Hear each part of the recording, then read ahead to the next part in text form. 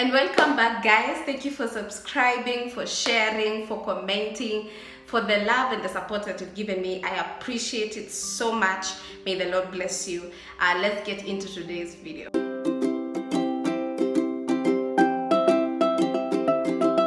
So today I want us to talk about relationships. So we're going to be running a relationship series or a talk concerning friendship, love, marriage, dating, courting, everything to do with relationships. And I hope and believe that we're going to be blessed together even as we share. So I encourage you to comment and chat with me on the comment section below. Let me know what you guys think about the various things that we talk about on this channel. So we're going to be doing these talks on Fridays. So I don't know how long that is going to take or how many Fridays we're going to take, but I believe that as we are led, we're going to be sharing. One of the things that you should be able to look and consider, one of the steps is to begin with God. Are you in a relationship with God? Do you have a relationship, a tangible relationship with God, where you spend time with God, you have fellowship with God, you have fellowship with the Holy Spirit? Your relationship with God is thriving, because that relationship with God is the foundation of every other relationship, of the human relationships. Your horizontal relationships are only as good as your vertical relationship. Your relationship with other men, your spouse, your brother, your sister, your mother, your friends, they are only as good as your relationship with God. If you have a right relationship with God, if your relationship with God is right, then you will be able to have a thriving relationship with other human beings. Are you submitted to God? Because you can only be able to submit fully in the right context, the right way, the godly way in any relationship if you have submitted yourself to God, if you have yielded to God, if you have given up your rights and you've given up yourself and you have denied yourself. You are sacrificing yourself in that relationship, right? So are you surrendered to God? Are you submitted to God? If you love God, you will know how to love every other human being. There is no way you can be able to love a man purely or a woman purely in a relationship if you don't love God.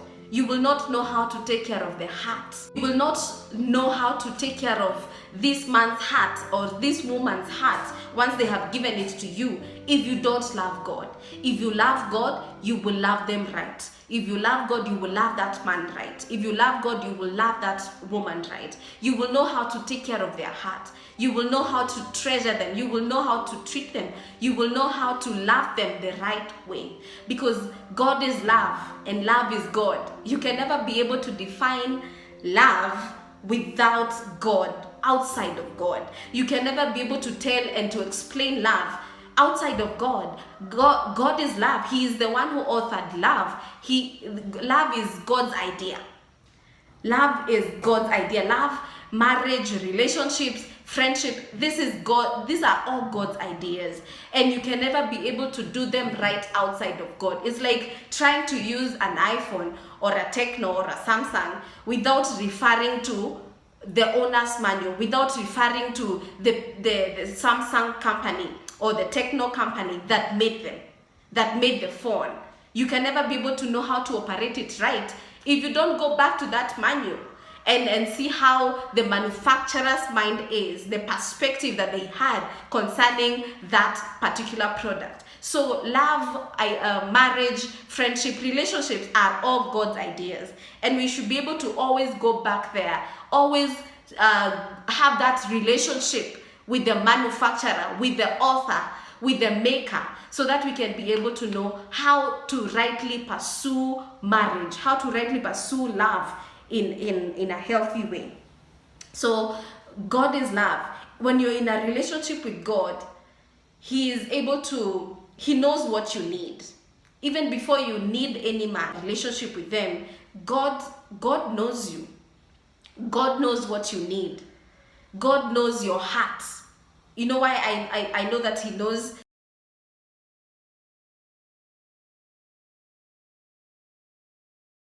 every male and female, he created them. He created you male, or he created you female. So he knows exactly what your feelings are as a female. He knows your emotions as a man. He knows your needs, your desires. He knows how he made you as a female or as a male. Male and female, he created them. So God knows what you need. God knows your desires. God knows your feelings. He knows what you feel in a certain environment or in a certain situation. He knows you. So he knows what you need. He knows the right kind of a guy that you exactly need. He knows the man that you need. He knows the right relationship that you need to be in. So when you date without him, or when you go into these relationships without him, then you are leading yourself, and you don't know what you need. Sometimes we think we need something and we don't need it. We need another thing. And it's only God who can be able to reveal these things to you if you're in a relationship with him. Psalm 34 verse 7 talks about committing your ways, your plans to the Lord, and he will establish them. So are you in a relationship with God? Your God relationship is so important that you can never be able to function well, perfectly, purely in other relationships without it. The second thing is loving yourself. Have you fully loved yourself? Have you fully accepted yourself? Have you fully forgiven yourself? Have you fully, accepted you even with your flaws? If you accept you with your flaws, with your mistakes, with your weaknesses, with everything that you are in a position to accept someone else's son or someone else's daughter with everything that they are. You're able to accept them with their mistakes, with their flaws, with the way they are created, the way the way they are, because you have accepted yourself. The Bible says,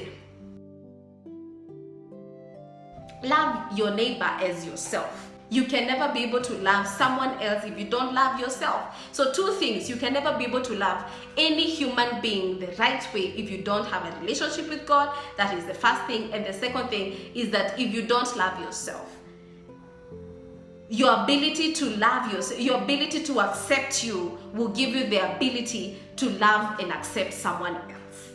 You will know how to handle them. You will know how to accept them. Many of the times I look at my marriage and I'm thinking, if my spouse, my husband does something wrong and does a mistake, of course, not intentionally, but after I cool down and I am internalizing and thinking about it, I'm like, man, he's human like I am. I might be the one who made the mistake, or I can make the mistakes some other time, tomorrow, So if I'm human just as I am, and if I have accepted myself, then I can surely be able to accept him. So are you going on these days, are you dating just for the sake of dating, and you don't have the knowledge and perspective about these things? You don't love yourself. You have not accepted yourself. You have not forgiven yourself. Even the mistakes that you've committed, have you forgiven yourself? Because if you can be able to forgive you can be able to forgive. You can be able to be in this space and relationship where you are forgiving, you are loving, you are kind to this person, you are giving grace, you are talking life to this person, because you see them right. You see them just as you see yourself. All right? The third thing that I want to talk about. So are you working on yourself, or you're just seated down waiting for that man or waiting for that woman? What are you doing with your life? Are you working on becoming the best version of yourself? Are you working on becoming the best that you can ever be? Are you developing your skill? Are you developing your craft? Are you mastering your skill? You don't just sit down bored waiting for a relationship.